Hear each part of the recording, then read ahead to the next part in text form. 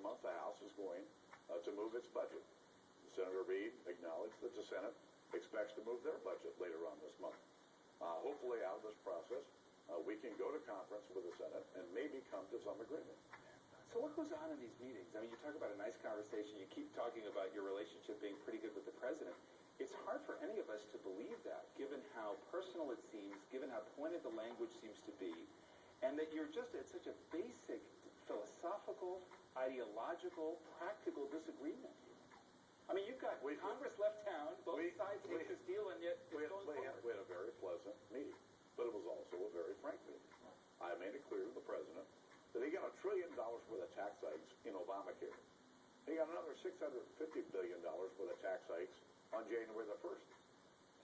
You can't tax our way out of this problem. We've got to deal with the spending side, just like every American family has to.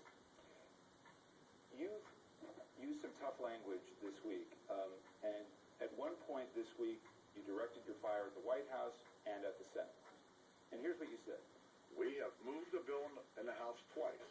We should not have to move a third bill before the Senate gets off their ass and begins to do something. What do you mean by that? And is that appropriate for the Speaker of the House to speak that way? Listen, I speak English. And the fact is, the House has done its work. We have this sequester because the President demanded it, and because Senate Democrats have refused to act. 174 of your members in the House voted to support it at your urging. You both agreed to do this. The President demanded it at the 11th hour in July of 2011, because he didn't want to be inconvenienced by having another vote on the debt limit before his reelection in 2012. And as a result, the agreement that Senator Reid and Senator McConnell and myself had that didn't have the sequester, he would not accept.